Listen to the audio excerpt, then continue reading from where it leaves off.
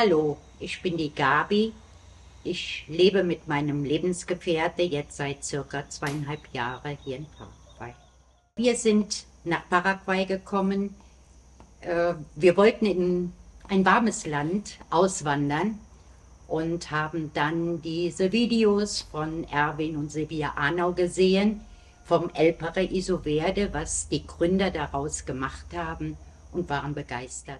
Die Vision von Erwin und Silvia Arnau, halt eben in Freiheit zu leben, unter gleichgesinnten Menschen, einfach zu leben ohne Einschränkungen. Und es hieß, es gibt das Gesundheitszentrum, was hervorragend ist und auch gut geführt ist, was dafür sorgt, dass man halt eben immer gesund ist. Wir sind im August, also gleich nachdem wir uns entschieden hatten, sind wir ins EPV auf die Inforeise. Und es war wirklich sehr schön. Die Siedler haben, als wir mit dem Bus ankamen, dort gewartet und haben uns begrüßt. Und über diese 7 Tage, die wir da waren, wurde uns so viel erzählt, gezeigt. Man hatte eigentlich gar keine richtige Zeit, in sich selbst zu horchen. Aber wir hatten ein super gutes Bauchgefühl dafür.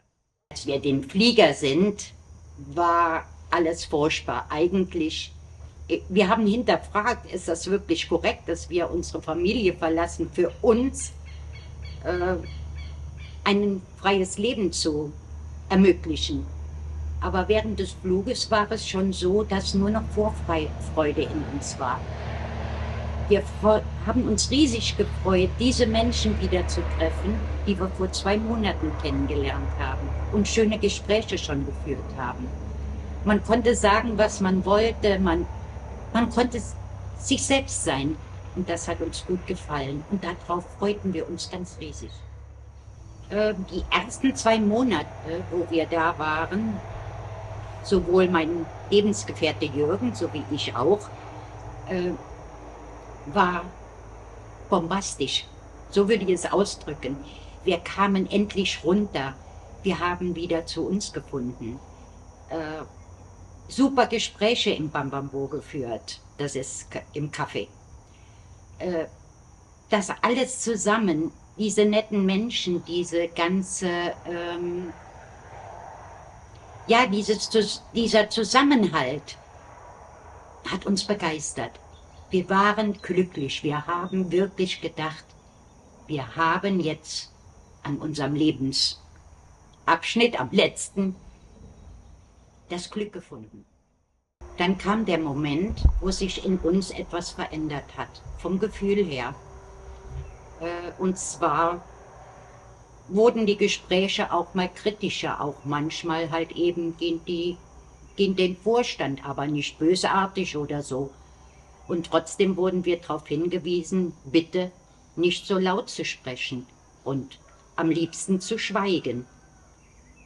Wir waren ganz verdutzt.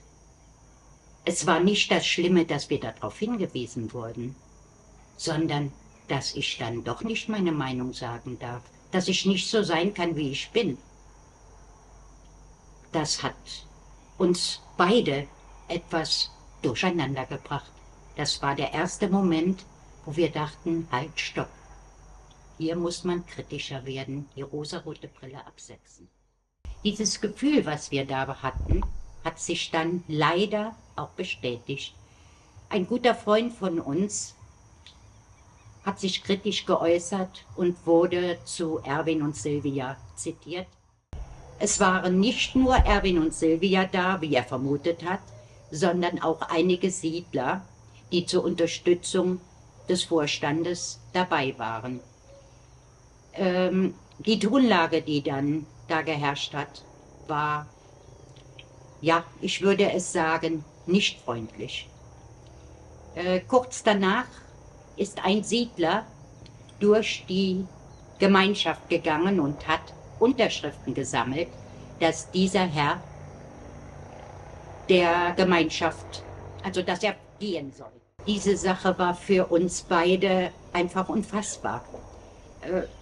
Das widersprach eigentlich allem, was wir von dieser Gemeinschaft erwartet haben. Das kann nicht sein, dass alles eingeschränkt wird. Wo ist freie Meinung? Wo ist Freiheit? Was ist überhaupt noch da? Für uns war nicht mehr viel da. Dann kam das fast zum Überlaufen, als unser Haus war schon im Bau und wir wollten keine Holzküche. Wir bestellten sie anderswo.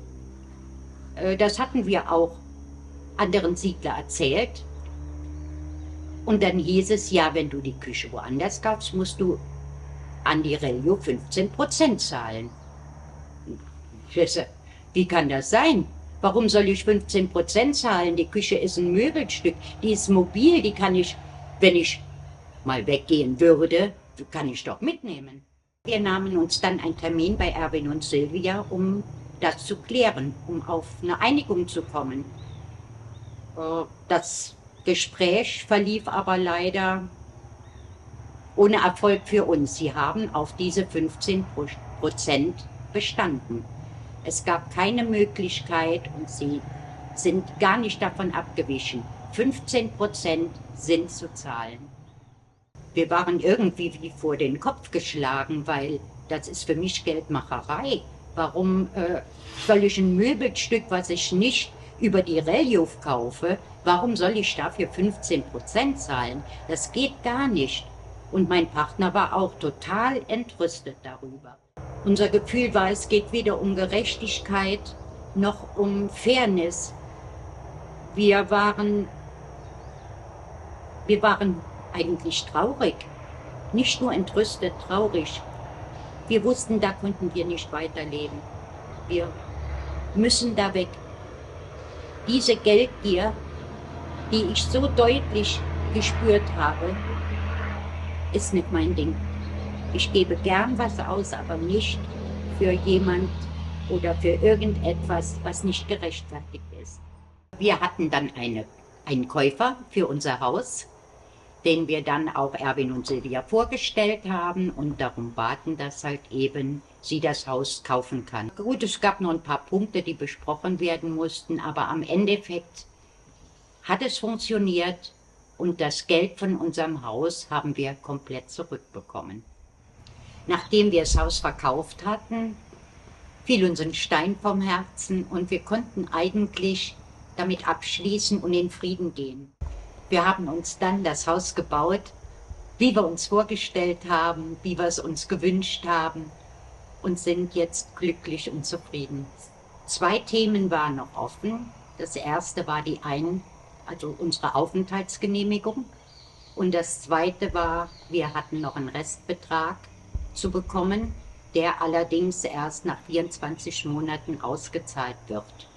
Das haben wir dann auch vertraglich akzeptiert, denn so haben wir es unterschrieben. Und wenn das bezahlt wird, unsere Papiere da sind, dann wäre das Thema EPV für uns erledigt. Unsere Einwanderungspapiere sollten wir ja eigentlich schon im Mai bekommen, so war es uns gesagt worden, aber sie kamen nicht. Am Endeffekt mussten wir uns selbst drum kümmern. Obwohl wir Beschleunigung bezahlt hatten, noch im EPV, kamen die Papiere nicht herbei.